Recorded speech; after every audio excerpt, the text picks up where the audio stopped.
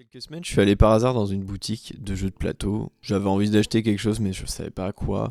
J'ai tourné pendant 1 heure et demie. J'ai vu du Terraforming Mars, j'ai vu du Underground Waters, j'ai vu des trucs comme ça. Je savais pas quoi prendre. Et il y a une dame qui est arrivée dans le magasin et elle s'est dirigée droit vers un jeu. Et c'est un jeu que je venais de repérer à l'instant où elle est arrivée. Et je le prends dans ma main, elle me fait « Ah, c'est celui-là que je veux !» Et je vous le conseille de fou. Et évidemment, j'en ai déjà entendu parler. Il s'agit bien sûr de Everdell. Donc Everdell, c'est un jeu, qui est quand même maintenant, qui s'est fait une certaine réputation dans le milieu ludique, puisque il trône un peu le top classement du site de référence BGG. Donc ce n'est pas rien. Un jeu donc de placement d'ouvriers, voilà, tout ce qui est de plus classique maintenant. Je pense que les gens qui me regardent sont habitués à ce genre de jeu. Du placement d'ouvriers avec des cartes, et le but c'est de construire une ville, donc city builder.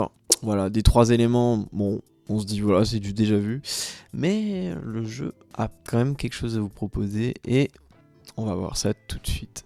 Alors oui, juste une petite précision, vous allez le voir, il y a des moments où je vais montrer des cartes et on les voit pas très bien. J'ai essayé de faire en sorte de mettre une image par-dessus pour que vous voyez un peu la carte et ce que j'essaie de montrer. J'ai fait au mieux, je vais vraiment essayer de faire attention à ces problèmes de focus. Pour l'instant, j'ai pas encore la possibilité de m'acheter une caméra avec un autofocus. Donc on fait avec les moyens du bord, mais voilà. Sachez que j'en suis bien conscient et je fais tout ce que je peux pour le résoudre. Alors, donc, dans cette boîte, qu'est-ce qu'on va avoir comme matériel ? Dans un premier temps, alors, je pense que vous avez, pour ceux qui connaissent un petit peu le jeu de loin, ça va être un élément évident, c'est l'arbre éternel. Donc, vous avez les éléments pour créer un arbre qui va se mettre sur le plateau. Où il est assez, honnêtement, c'est assez anecdotique comme aspect, mais bon, ils se sont tapés un délire. Ça donne un petit cachet au jeu, très bien, y a pas de souci. Ensuite, le livret de règles, donc qui est assez notable, parce que y a pas grand chose. Et oui, il est assez court. Je l'ai pas trouvé top. Un peu mal organisé. Il y a certaines infos que j'ai pas réussi à trouver. Voilà, vous avez globalement toutes les informations. Vous avez passé plus de temps à la fin parce qu'il y a l'index qui explicite un peu plus en profondeur les particularités des cartes. Et également les explications du mode solo, puisque dans ce jeu, il y a un mode solo. Et on m'a dit qu'il était bien. Donc ensuite, on a un gigantesque plateau. Je vais passer la boîte à droite. Comme ça, vous devez bien voir, je pense. Vous voyez, il est assez large, ce plateau de jeu. Mais il est pas mal, il est assez original. Tout en rond comme ça, c'est sympa. On a donc l'élément le plus important du jeu, j'ai envie de dire, c'est les cartes, qui sont particulièrement, je vais le souligner, mais qui sont très agréables au toucher. Je crois que j'ai jamais vu des cartes aussi tressées que sur Everdell. Elles ont vraiment un glissé qui est super agréable. Il y a de la place visiblement aussi pour les extensions, donc un bon thermoformage. Je pense que c'est un thermoformage où il y a encore de l'espace, mais c'est fait exprès. Je pense que vous pouvez mettre le contenu des extensions dedans. Ici, on a des petites cartes, des petits pions, des petits meeples animaux, pas de surprise, j'ai envie de dire. Des petits pions, alors ça, on a un dé aussi. Je m'en suis personnellement pas encore servi. Donc je sais plus trop à quoi ça sert. Je crois que c'est éventuellement pour le solo. Des pions points de victoire, puisque c'est un jeu qui fonctionne avec des points de victoire. Ça, c'est des éléments à mettre sur le plateau. Ça, c'est des éléments à mettre sur les cartes. Parce qu'en fait, vous allez avoir des cartes lieux, et on va pouvoir mettre des habitants dedans. Et ça, c'est pour signifier qu'elles sont habitées. Et là, on a les ressources de jeu.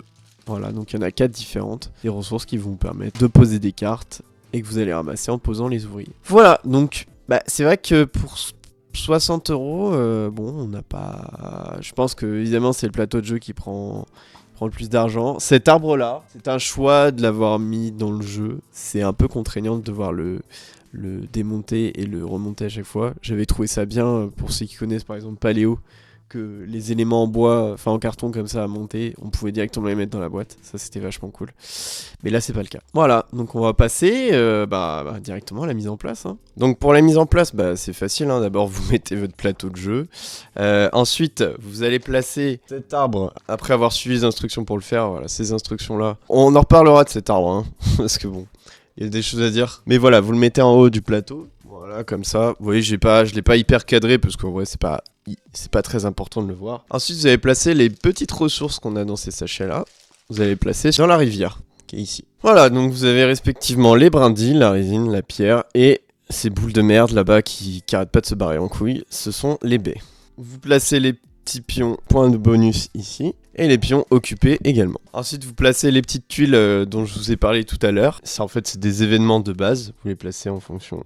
Ensuite, vous prenez le petit paquet de petites cartes donc, qui se divisent en deux éléments. Donc, on a les événements de forêt et les événements spéciaux. Donc, vous prenez les événements de forêt, vous les mélangez. Et ensuite, vous allez en placer sur ces petits points-là en fonction du nombre de joueurs. Si vous êtes 2, vous en placez 3. Si vous êtes 3 ou 4, vous en placez 4. Donc on va dire qu'on est à 2, je vais en placer 3. Ensuite, vous placez les événements. Bon, je les ai placés avant tout à l'heure. Hein. Je me suis trompé de... Et vous allez mettre sur l'arbre 4 événements spéciaux. Hop. Donc vous les mettez sur... Là, vous ne le voyez pas vraiment. Mais en gros, sur les feuilles de l'arbre, vous piochez 4 cartes. Et vous les mettez sur la feuille. Ensuite, vous mélangez ce gros paquet de cartes là. Donc il y a 120 cartes là-dedans, je crois, à peu près. Vous le mélangez et vous tirez 8 cartes que vous allez mettre ici. Ça s'appelle la prairie, concrètement. Et le reste de la pioche, vous allez le mettre... Ça, c'est plutôt bien fait. Vous allez mettre entre les... On va dire le tronc de l'arbre. Vous avez un petit emplacement. Ensuite, chaque joueur va choisir une couleur. Et il va prendre tous les ouvriers de cette couleur. Donc une couleur correspond à un type d'animal. Par exemple, le blanc, ça va être une souris. Orange, ça va être l'écureuil, etc., etc. Moi, je vais prendre les blancs.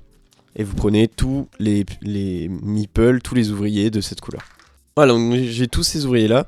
Donc ce qui va se passer, c'est que je vais en garder 2. Hop. Et le reste, je vais les mettre sur l'arbre. Ouais, vous le voyez pas parce que j'ai pas cadré suffisamment pour qu'on puisse le voir. Mais les 4 ouvriers sont au sommet de l'arbre, au-dessus des cartes, en fait, événements spéciaux. Ensuite, ce qui va se passer, c'est qu'en fonction, en fonction de votre positionnement, on va dire du fait que vous jouez en premier ou pas, vous allez piocher dans le paquet central plusieurs cartes. Si vous êtes le premier joueur, vous en piochez 5, si vous êtes le deuxième 6, si vous êtes le troisième 7, et si vous êtes le quatrième 8. Je vais piocher 5 cartes, comme je joue tout seul. Je sais pas les règles du mode solo, attention, hein. Là il faut imaginer que on est à 2 et que je joue tout seul. Donc voilà, j'ai pioché mes petites cartes. Pour déterminer d'ailleurs lequel joue en premier, lequel des joueurs, c'est apparemment d'après le jeu le joueur le plus humble. Hein. Donc bon, clairement vous allez faire un Shifumi parce que je pense que c'est pas compliqué à avouer lequel de vous deux est le plus humble. Hein. Voilà pour la mise en place. Vous voyez, ça se fait rapidement. À part le fait de monter l'arbre, ça se fait bien, on va dire. Vous allez pas prendre trop de temps, même pas 10 minutes en fait pour mettre en place, et ça c'est plutôt cool. On va passer tout de suite un petit peu comment ça joue, qu'est-ce qu'on peut faire avec tout ça, parce que vous voyez quand même qu'il y a beaucoup de choses. Déjà il y a beaucoup de cases, il y a beaucoup d'éléments sur le plateau, donc qu'est-ce qu'on va faire avec tout ça? Allez, on voit ça tout de suite. Donc Everdell, c'est un jeu de placement d'ouvriers. Je pense que ça vous a pas échappé, hein, avec mes 2 petits rats là, mes 2 petites souris. C'est un jeu de placement d'ouvriers, donc à la base moi je n'ai rien à part mes cartes. Mais on voit que mes cartes, si vous avez l'œil assez fin, vous voyez qu'il y a des coûts en ressources, voilà, qui sont ici. Des ressources qui se trouvent actuellement sur le plateau. Donc, la première étape avant de penser à jouer des cartes, ça va être de poser ces ouvriers quelque part. Voilà. Donc déjà, il faut faire la distinction entre les 2 types de lieux possibles. On a les lieux exclusifs, donc c'est des lieux qui sont ici avec on va dire des ronds fermés. Ici, ici, ici, ici. Et les événements en haut et les événements spéciaux aussi. Et les lieux partagés, qui sont avec un cercle ouvert. Je pense que vous l'avez deviné, en fait la différence entre les deux, c'est que si vous avez un lieu ouvert, vous pouvez mettre plusieurs ouvriers dessus. Donc votre adversaire pourra en mettre aussi un ouvrier sur la même case que vous. Ou vous pouvez en mettre 2, hein, c'est pas un problème. Ou bien, vous êtes le seul à pouvoir, une fois que vous êtes dessus, plus personne pourra aller dessus.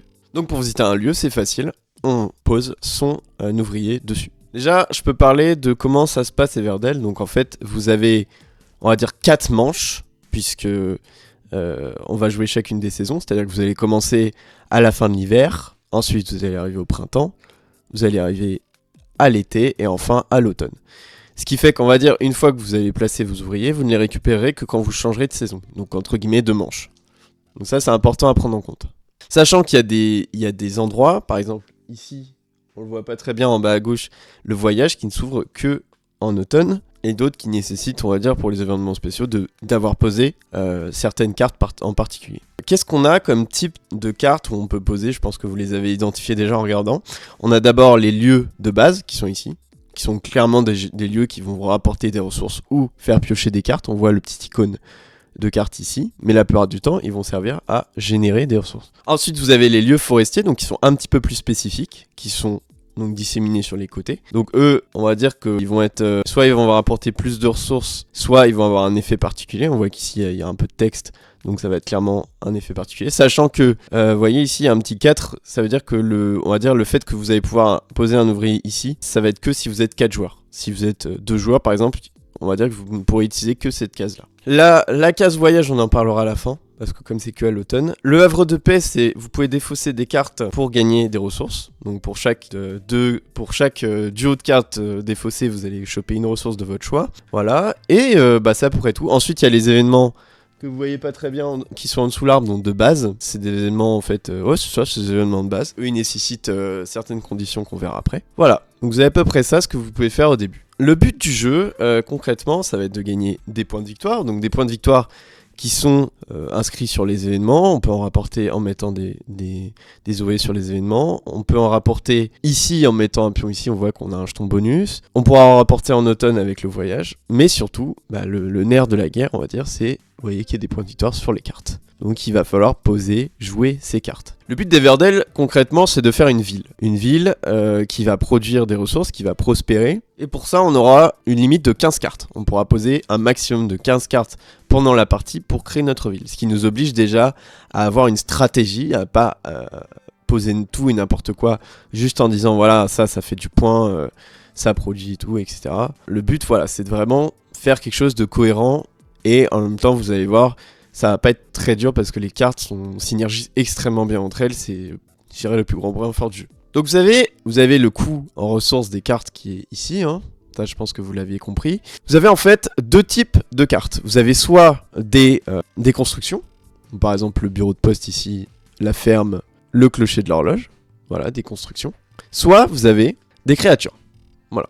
Déjà, il y a une distinction à faire. C'est que vous avez des créatures uniques que vous pouvez ne poser qu'une fois dans votre ville. Donc par exemple là j'ai 2 croque-morts, je pourrais pas les poser tous les 2. Vous avez pareil pour les constructions uniques et les communes, donc que vous pouvez spammer à l'infini, enfin dans la limite des 15 cartes bien sûr de votre ville. Ce qui est important à comprendre, c'est que les lieux synergisent avec des cartes. C'est-à-dire que si par exemple je pose la ferme en fait c'est un bâtiment, donc il a son effet, on en parlera juste après des effets de cartes. Mais en bas à droite il y a un nom de créature. Voilà, donc qui est le mari ou l'épouse. Qu'est-ce que ça veut dire? C'est qu'en fait, c'est là où et c'est super intéressant au niveau des synergies, c'est que si j'avais dans ma main le mari ou l'épouse, je pourrais poser la carte en question gratuitement. Parce que, en fait, le mari ou l'épouse, on considère qu'ils vont occuper ce bâtiment. Et donc, ce sera gratuit. Donc déjà, l'importance des constructions, c'est que ça a un effet, ça entraîne de la gratuité. Dans les autres cartes, on n'est pas obligé de payer leur coût. Qui, bon, là ça va, on va dire, c'est pas extrêmement cher, mais la plupart du temps, vous n'avez pas forcément... parce que vous avez vu, au début, j'ai 2 ouvriers, donc je peux pas générer un montant de ressources vraiment énorme. Donc, il faut faire attention. Quand vous occupez une construction avec une carte posée, gratuitement, vous mettez le petit jeton occupé en bas à droite sur la carte, disant que voilà, il y a quelqu'un dedans. On va parler maintenant des types de cartes. Les types de cartes, comment on le voit? Parce que là, on a parlé du fait des constructions et des habitants, des créatures. Vous voyez que sur les cartes, il y a des petits symboles. Donc là, on a une patte, un parchemin, un baluchon et une feuille. Ça veut dire quoi, ces icônes-là? En fait, c'est le pouvoir, l'activation de la carte. À quel moment le texte va s'activer sur la carte? On va dire, et même ce que c'est de manière générale. On en a 5 dans le jeu. On a d'abord ces cartes-là, hop, avec le baluchon. C'est qu'on appelle le voyage marron. L'effet de la carte va se déclencher immédiatement et une seule fois pendant la partie. Vous ne pourrez plus l'utiliser à nouveau. Généralement, c'est des effets puissants qui vous permettront de vraiment très très bien avancer sur votre stratégie. Ensuite, vous avez la production verte. Donc ça, ce sont des cartes dont l'effet va s'activer plusieurs fois dans la partie. Vous voyez là, par exemple, l'effet gagner 1. Quand je vais la poser, je vais gagner une baie. Mais, et c'est ça qui est intéressant, l'effet de la production va s'activer encore 2 autres fois dans la partie, en fonction de la saison. C'est-à-dire que quand vous allez passer au printemps, il y a un effet de production verte qui va s'activer. Quand vous allez passer à l'automne, il y a un autre effet de production verte qui va s'activer. Ce qui fait que si je la pose là, au début de la partie, pendant l'hiver, enfin pendant la fin de l'hiver, l'effet va s'activer au final dans la game 3 fois. Ce qui est très intéressant. Ensuite, vous avez les cartes rouges qui s'appellent les destinations rouges. C'est-à-dire que c'est des cartes qui vous permettent de poser des ouvriers dessus. Vous voyez qu'il y a un petit cercle où je peux poser mon ouvrier dessus. Sachant que, ici il y a marqué ouvert, donc il y a la possibilité pour l'adversaire de poser dessus. Et ensuite, vous avez les cartes bleues qui s'appellent la gouvernance bleue.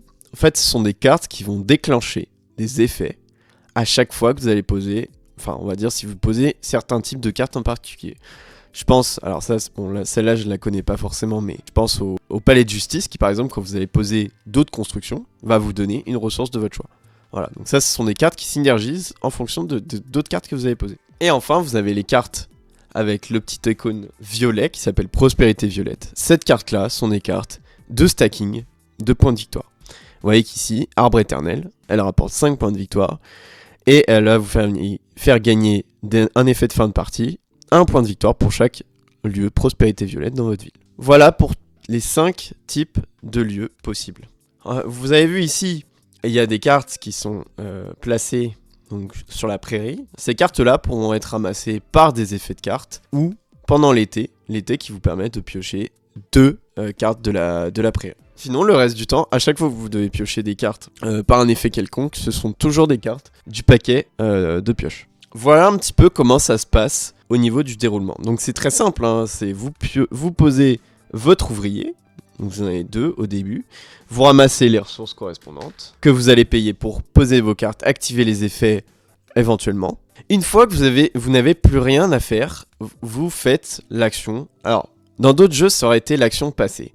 Sauf qu'ici, c'est une action qui s'appelle se préparer pour la saison. C'est tout simple, en fonction de la saison. En fait, c'est marqué sur la cime de l'arbre que vous ne voyez pas. Hein. Mais en gros, c'est juste, vous l'avez toujours devant les yeux. C'est-à-dire que dès que vous préparez pour la saison, vous retirez tous vos ouvriers utilisés. Vous en prenez, en fait, je vais en récupérer 1 de plus au printemps, 1 de plus en été et 2 en automne. Ce qui fait qu'en fait, à la fin, vous finissez, quand vous êtes en automne, vous avez beaucoup plus de possibilités au niveau des ouvriers. Donc voilà, ça c'est déjà un point original du jeu que j'ai beaucoup aimé, c'est que vous allez récupérer des ouvriers supplémentaires. Et ensuite, en fonction de la saison, vous allez activer des différents effets. Par exemple, je vous l'avais dit, le printemps-automne, c'est la production verte, et en été, vous allez piocher 2 cartes de la prairie. Voilà, les dernières choses que je peux dire, c'est que les événements spéciaux pourront être... vous pourrez poser des ouvriers dessus en fonction, en fait, dessus, il y a noté, hein. En fait, ça vous note les cartes que vous devez avoir pour avoir le droit de poser dans votre ville, pour avoir le droit de poser un ouvrier dessus. Et enfin, je vous l'avais dit, le voyage qui est ici, qui vous permet en fait, en automne, vous commencez souvent à avoir des cartes dont vous n'allez pas vous servir. Ce que vous pouvez faire, c'est que vous pouvez poser un ouvrier dessus et défausser des cartes égales au point de victoire de la case choisie. C'est-à-dire que là, on voit qu'il y en a 2, donc ça veut dire que je vais défausser 2 cartes pour obtenir 2 points de victoire bonus, voilà, que vous allez choper ici. Enfin, ou sinon, vous ferez le total à la fin du jeu si vous n'avez pas assez de jetons, mais bon, vous avez compris. Voilà un petit peu pour le principe. Donc là, je pense que vous vous rendez pas bien compte, forcément, dans une présentation de possibilités. Ah oui, un dernier truc que j'ai oublié de vous dire, qui est pour moi déterminant par rapport aux autres jeux de ce style, avec placement d'ouvriers, cartes, etc. C'est extrêmement important, je pense que c'est presque le point le plus important du jeu. Quand vous avez fini donc toutes vos actions, et que vous préparez la saison, là dans les autres jeux, normalement, quand vous avez fini toutes vos actions, vous passez, entre guillemets, et vous devez attendre que l'autre aussi finisse ses actions, et ensuite on passe à la saison d'après.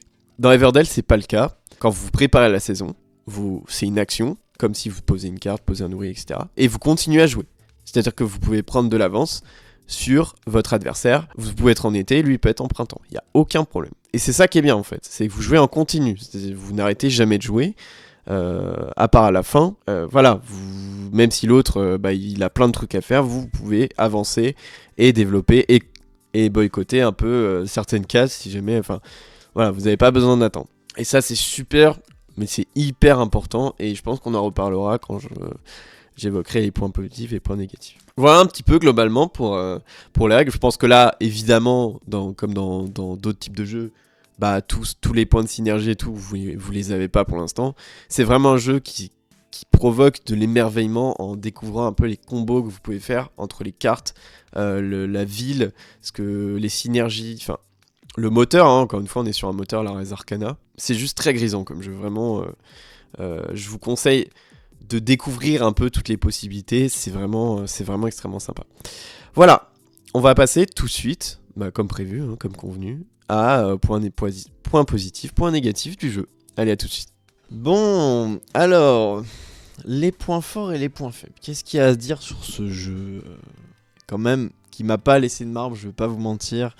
Il y a quand même beaucoup de points positifs. J'ai un peu gratté pour trouver du négatif, mais il y en a un peu, mais ouais, non, c'est beaucoup de positifs quand même. Je sais pas si vous avez vu, mais bon, la DA, c'est quand même quelque chose, c'est quand même un truc de fou. Franchement, enfin, je veux dire, moi, je suis pas du tout fan à la base des jeux avec une thématique animalière.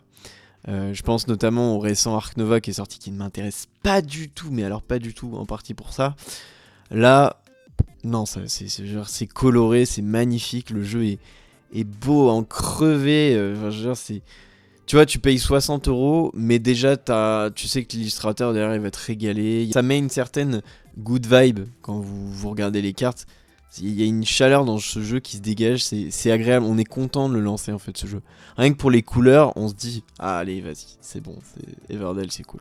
Autre chose, au niveau du gameplay, c'est solide. Vraiment, il y a quelque chose de bien rodé. C'est comme s'il utilisait voilà, des mécanismes classiques, hein, placement d'ouvriers, cartes, synergie et compagnie. C'est quelque chose c'est des mécaniques qui existent déjà, qui sont classiques, mais il le fait d'une manière qui est très bien, qui permet une rejouabilité, qui permet voilà, de pas avoir beaucoup d'expérience de jeu derrière. C'est pas un jeu très lourd, ça se joue très bien, les combos se font. On a un petit peu à réfléchir justement sur la manière dont on joue les cartes, mais c'est bien huilé. Voilà, vraiment c'est un jeu qui fonctionne très très bien. Autre chose que je note maintenant alors c'est vrai que c'est un point... Bon, avant j'en avais pas forcément conscience parce que voilà, j'ai acheté... Ça fait pas longtemps que j'ai ma bibliothèque ludique, j'ai acheté des jeux au fur et à mesure. Au début, quand j'ai acheté Everdell, j'ai vu 60€, j'ai fait, bon, c'est vrai que le prix est cher, ça peut paraître cher, mais déjà, on voit la qualité du matériel qui est, bon, ce qu'elle est, hein, ça c'est très bien, mais un thermoformage comme ça, c'est parfait. Vraiment, quand je compare avec des jeux qu'on n'ont pas, ça fait la différence. Ça nous évite d'acheter à côté des inserts. Non, franchement, le thermoformage et le matériel, de manière générale, vaut le prix.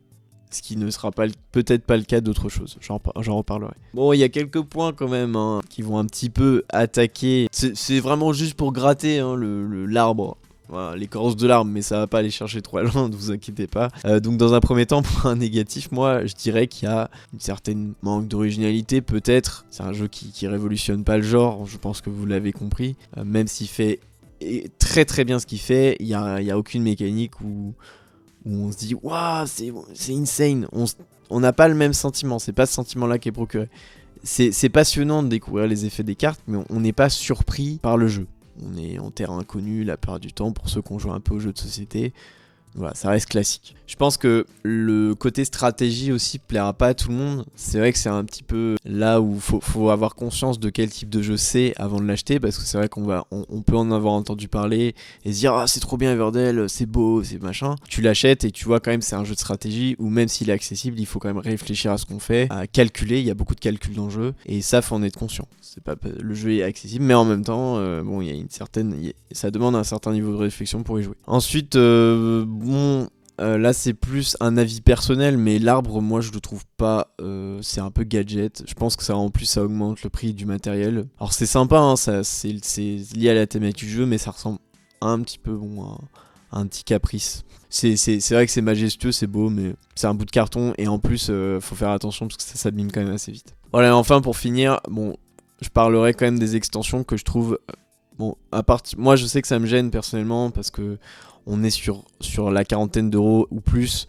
Et il est clair qu'une extension qui fait plus de la moitié du prix du jeu, là je commence à un petit peu grincer des dents et je me dis que c'est un peu problématique. T'achètes 3 extensions, t'as le double du prix du jeu.